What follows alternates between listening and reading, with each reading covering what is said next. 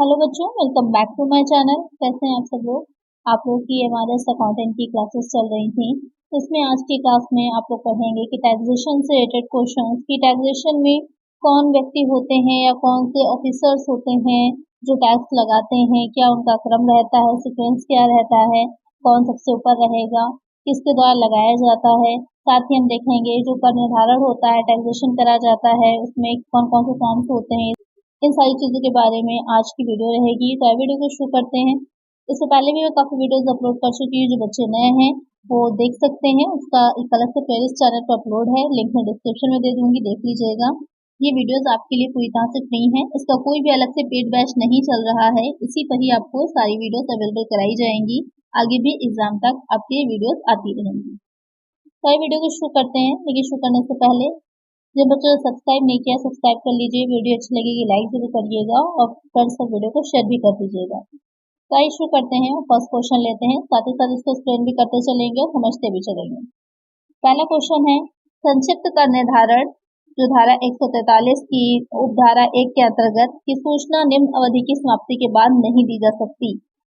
Intimation for assessment on the basis of return under section 143 subsection 1 cannot be sent after the expiry of 1 year from the end of the relevant assessment year, 1 year from the end of the financial year in which the return is made, 2 years from the end of the relevant assessment year, 2 years from the end of the financial year in which the return is made। Question में कह रहा है कि जो संक्षिप्त कर निर्धारण होता है उसकी जो सूचना होती है वो उसकी अवधि एक तरह से क्या रहती है कि उसके बाद नहीं दी जा सकती है। कि संबंधित कर निर्धारण वर्ष की समाप्ति से 1 वर्ष पहले, जिस वित्तीय वर्ष में रिटर्न दाखिल किया जाता है उसकी समाप्ति से 1 वर्ष पहले, संबंधित कर निर्धारण वर्ष की समाप्ति से 2 वर्ष, या फिर जिस वित्तीय वर्ष में रिटर्न दाखिल किया गया था उसकी समाप्ति से 2 वर्ष। तो यहाँ पर एक आंसर क्या होगा आपका, वो हो जाएगा ऑप्शन बी कि जिस वित्तीय वर्ष में, जिस फाइनेंशियल ईयर में आपको रिटर्न को दाखिल करना था, सबमिट करना था और आपने नहीं किया, उसकी समाप्ति से उसके एंड होने के 1 वर्ष के अंदर तक उसकी जो है सूचना दी जा सकती है, उसके बाद नहीं। नेक्स्ट क्वेश्चन है, व्यक्ति की दशा में आयकर विवरणी दाखिल करने की देय तिथि है। Due date for filing return of income in case of an individual 13 June, 31 July, 31 August, 30 September.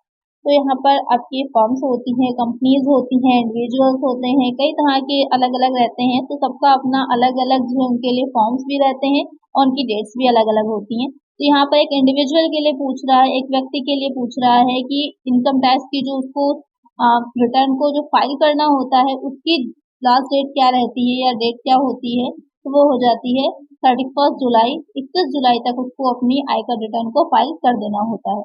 तो एक आंसर हो जाएगा ऑप्शन बी।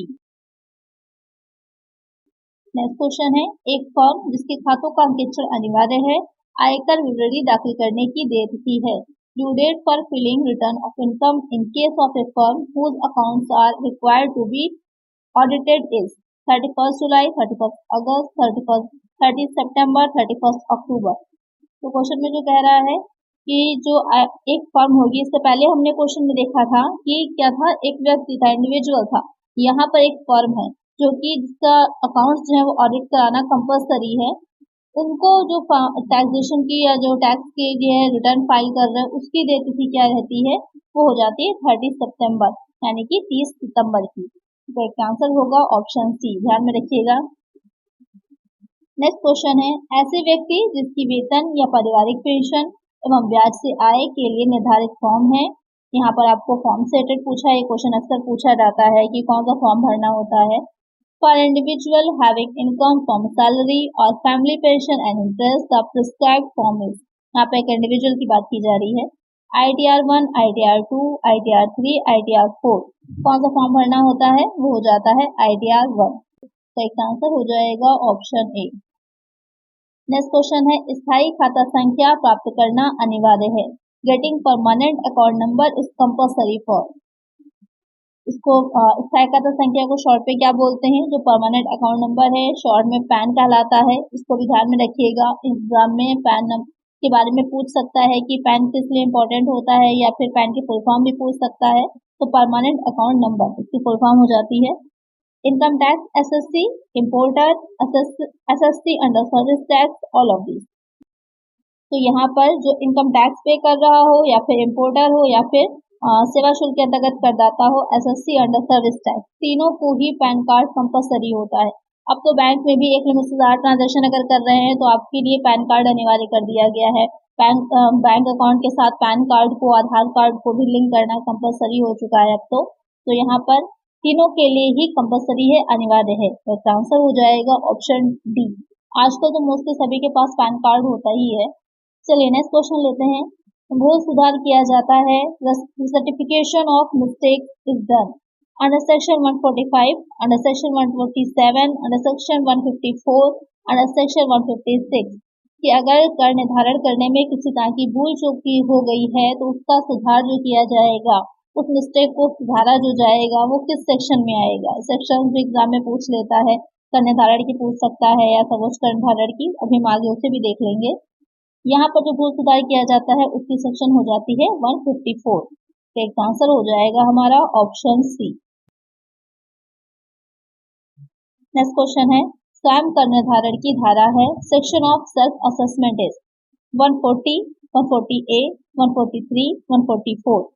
तो यहाँ पर स्वयं कर निर्धारण, तो यहाँ जो आपका कर निर्धारण किया जाता है, असेसमेंट होता है, तो उसके कई आपके टाइप्स होते हैं, कई प्रकार होते हैं।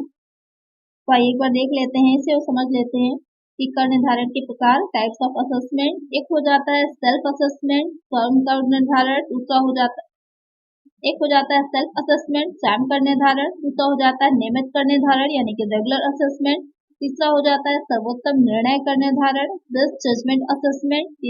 फोर्थ होता है पुनः कर निर्धारण, रीअसेसमेंट। फिफ्थ होता है टेस्टलेस निर्धारण।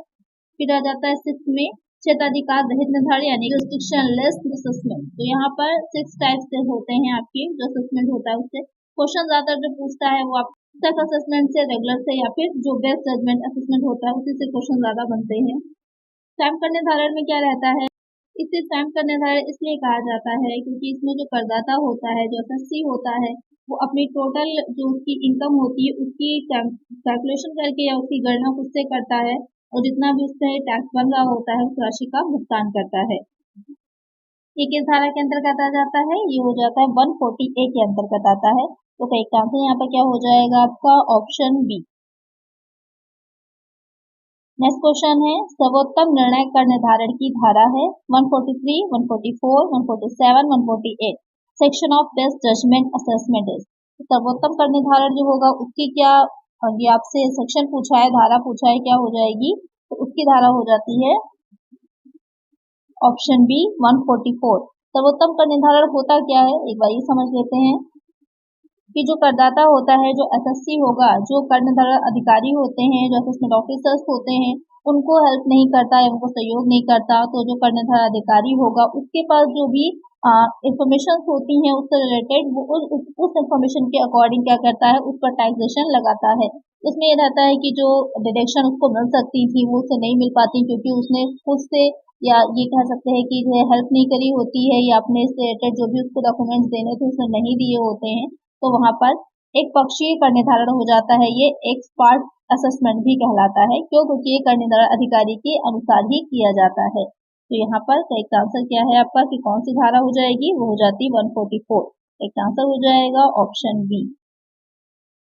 नेक्स्ट क्वेश्चन है, धारा 143 के अंतर्गत कर निर्धारण वर्ष 2019-20 के लिए कर निर्धारण किया जाएगा संबंधित कर निर्धारण वर्ष की समाप्ति से। यहाँ पर कोई भी एयर दे रखा हो सकता है, आपका जरूरी नहीं है 2019-20 दे रखा हो, 23-24 भी हो सकता है। Assessment under section 143 for the assessment year 2019-20 shall be completed from the end of relevant assessment year within 12 months, within 21 months, within 24 months, within 30 months। तो क्वेश्चन में कह रहा है कि यहाँ पर सिंपल सही समझ लीजिए, कर निर्धारण वर्ष की जो एक अवधि होती है वो धारा 143 के अंतर्गत कितनी होती है, तो वो हो जाती है आपकी, किसी भी से पूछे तो 12 माह ही हो जाती है, 12 मंथ की ही होती है। तो एक आंसर होगा हमारा ऑप्शन ए।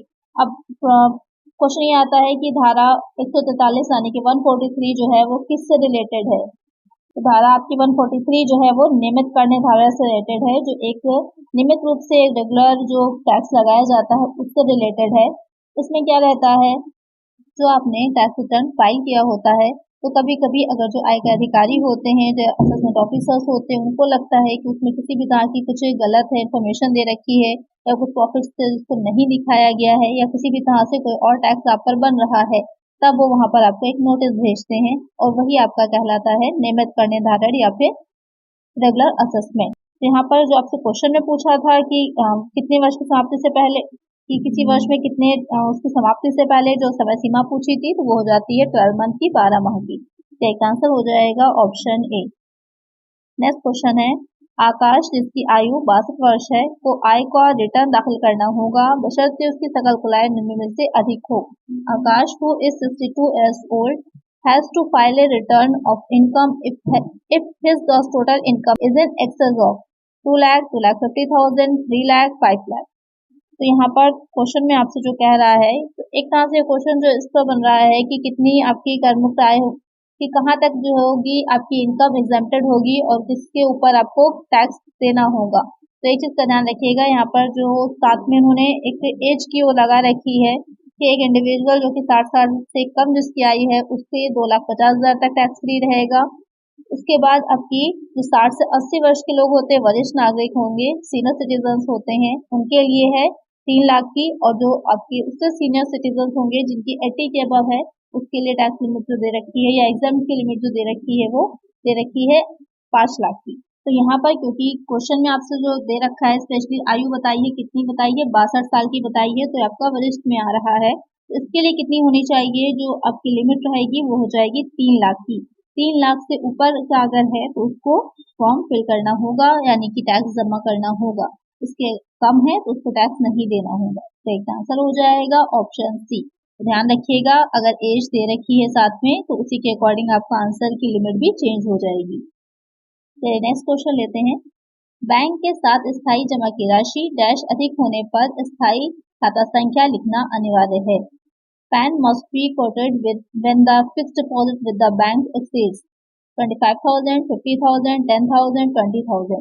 अच्छा क्वेश्चन है ये। आप लोग ने अगर बैंक में पैसे निकाले जमा किए होंगे तो आपको पता होगा कि क्या इसकी लिमिट होती है। तो जल्दी से मुझे कमेंट करिए आप लोग इसका आंसर कि कितनी अमाउंट में आप ट्रांजेक्शन कर रहे होंगे बैंक के साथ, जब आपको पैन का जो नंबर होता है, पैन नंबर लगाना अनिवार्य होगा साथ में। तो इसका आंसर आप लोग मुझे कमेंट करिएगा। पहले ये चीज नहीं थी लेकिन अब कुछ सालों में ये कंपलसरी कर दिया गया है। तो इसका आंसर आप लोग मुझे कमेंट करिएगा। नेक्स्ट क्वेश्चन लेते हैं, कर निर्धारण अधिकारी होता है assessing officer is assistant commissioner, deputy commissioner, income tax officer, all of these. तो क्वेश्चन में कह रहा है कि जो असेसी ऑफिसर होते हैं, यानी कि जो टैक्स लगा रहे होते हैं, निर्धारण कर रहे होते हैं, वो ऑफिसर्स कौन से होते हैं। तो ऑप्शंस में दे रखा है कि सहायक कमिश्नर, उप कमिश्नर, आयकर अधिकारी या फिर ये सभी। तो यहाँ पर ये सारे ही ऑफिसर्स और सारे ही अधिकारी क्या होते हैं, असेसिंग ऑफिसर होते हैं, कर निर्धारण अधिकारी होते हैं। तो क्या होता है कर निर्धारण, यहाँ पर अभी टैक्सेशन जो आपका रहेगा इसमें, तो कर निर्धारण का मतलब ये होता है कि किसी गत वर्ष में, किसी प्रीवियस ईयर में वो व्यक्ति जो टैक्सेशन की लिमिट है उसके अंतर्गत आ रहे होते हैं, तो उनको टैक्स चुकाना होता है। तो उसके लिए उस टैक्स का कर निर्धारण करना होता है। तो जिस अधिकारी के द्वारा किया जाता है वो अधिकारी कर निर्धारण अधिकारी कहलाते हैं, असेसिंग ऑफिसर कहलाते हैं। तो यहाँ पर ये तीनों ही ऑफिसर्स क्या होते हैं, असेसिंग ऑफिसर होते हैं। आइए एक बार देखते हैं कि इसका क्या क्रम रहता है, क्या सीक्वेंस रहता है, कैसे इसको हम देखेंगे। तो यहाँ पर सबसे पहले जो आता है, अगर हम बात कर रहे हैं टैक्स की, इनकम टैक्स की प्रत्यक्ष करों की हम बात करेंगे, अगर डायरेक्ट टैक्सेस की, तो सबसे पहले आ जाता है प्रत्यक्ष करों का केंद्रीय बोर्ड, जिसे शॉर्ट में CBDT बोला जाता है, central board of direct taxes. उसके बाद आ जाता है आपके आयकर प्रधान महानिदेशक या फिर मुख्य प्रधान आयकर कमिश्नर आ जाता है। उसके बाद आता है आयकर प्रमुख निदेशक या मुख्य आय कमिश्नर हो जाता है। फिर आता है आयकर प्रधान निदेशक या आयकर प्रधान कमिश्नर, आयकर निदेशक या आयकर कमिश्नर या आयकर कमिश्नर अपील, अतिरिक्त आयकर निदेशक या अतिरिक्त आयकर कमिश्नर, फिर संयुक्त आयकर निदेशक आता है, फिर उप निदेशक आता है, फिर सहायक निदेशक आएगा, फिर आयकर अधिकारी आता है, फिर कर वसूली अधिकारी, फिर आयकर निरीक्षक। तो ये इतने हो जाते हैं आपके जो टैक्स रिलेटेड होते हैं या फिर जो एक ऑफिसर्स होते हैं जो कि इससे रिलेटेड काम करते हैं। तो यहाँ पर करेक्ट आंसर क्या हो जाएगा option D, all of these. Next question है, आयकर पदाधिकारियों की अंतिम कड़ी है। Last chain of income tax authorities is inspector of income tax, tax recovery officer, income tax officer, commissioner of income tax. तो क्वेश्चन में कह रहा है कि सबसे लास्ट में जो आता है वो कौन होगा। तो अभी मैंने सारे आपको बता दिए कि इसमें कौन कौन से आते हैं। तो सबसे लास्ट में कौन सा मैंने बताया था वो हो जाएगा जो आयकर निरीक्षक होता है, इंस्पेक्टर ऑफ इनकम टैक्स होता है। इसकी भी वैकेंसीज आती हैं, आप उसमें भी फॉर्म फिल कर सकते हैं। तो यहाँ पर करेक्ट आंसर हो जाएगा ऑप्शन ए। नेक्स्ट क्वेश्चन है, आयकर विभाग का नियंत्रण करता है who controls the income tax department, income tax commissioner, CBDT, ITO, none. Question में कह रहा है कि आयकर जो विभाग जो है ये इनकम टैक्स डिपार्टमेंट जो है वो किसके कंट्रोल में रहता है, आयकर आयुक्त के, प्रत्यक्ष करों का केंद्रीय बोर्ड के, आयकर अधिकारी के, या फिर इनमें से कोई नहीं। तभी जो सीक्वेंस मैंने आप लोग को बताया था तो सबसे पहले उसमें कौन सा था, सबसे पहले था प्रत्यक्ष करों का केंद्रीय board, central board of direct taxes. इसे शॉर्ट में सीबीडीटी बोला जाता है। अगर एग्जाम में आपको सिर्फ सीबीडीटी शॉर्ट में लिखा रहता है, उसकी फुल फॉर्म पूछ लेता है तो central board of direct taxes, प्रत्यक्ष करों का केंद्रीय बोर्ड। तो करेक्ट आंसर यहाँ पर क्या हो जाएगा, ऑप्शन बी, कि जो प्रत्यक्ष करों का केंद्रीय बोर्ड होता है उसी के द्वारा या वो ही सारी चीजों पर नियंत्रण रखता है कि किस तरह से कैसे टैक्सेशन की जो प्रोसेस होती है वो चलेगी, या उससे रिलेटेड जो भी नियम और कानून होते हैं, रूल्स और रेगुलेशंस होते हैं, वो सारे। नेक्स्ट क्वेश्चन पे चलते हैं। आयकर पदाधिकारियों में सर्वोच्च पदाधिकारी है। Top authorities in income tax authorities are finance minister, finance secretary, board of direct taxes, chief commissioner. तो जो आयकर पदाधिकारी होते हैं उसमें सबसे उच्च अधिकारी कौन होता है, तो यहाँ पर जो इसका कंट्रोल रखेगा वही सबसे सर्वोच्च पदाधिकारी भी होगा। तो यहाँ पर कंफ्यूज आना नहीं है आपको, आपका आंसर सीबीडीटी ही रहेगा। यहाँ पर जो बोर्ड ऑफ डायरेक्ट टैक्सेस होता है, central board of direct taxes, वही सर्वोच्च पदाधिकारी भी माना जाता है। तो करेक्ट आंसर हो जाएगा हमारा ऑप्शन सी। तो आज की वीडियो में इतना ही। आई होप वीडियो अच्छी लगी होगी, क्वेश्चंस अच्छे लगे होंगे। इसी तरह की और भी वीडियोस आती रहेंगी आप लोगों के लिए। ये पूरी तरह से फ्री है, इसका कोई भी अलग से पेड कोर्स नहीं चल रहा है। ये आप लोग का फ्री में यही कोर्स चल रहा है जो मैं आप लोग को रेगुलर वीडियोस प्रोवाइड करा रही हूँ, जो कि आपके एग्जाम तक आती रहेंगी। तो आज की वीडियो में इतना ही। वीडियो अच्छी लगी है लाइक जरूर कर दीजिएगा, चैनल अपने सब्सक्राइब कर दीजिएगा और फ्रेंड्स वीडियो को शेयर कर दीजिएगा। मिलते हैं नेक्स्ट वीडियो में। Thank you.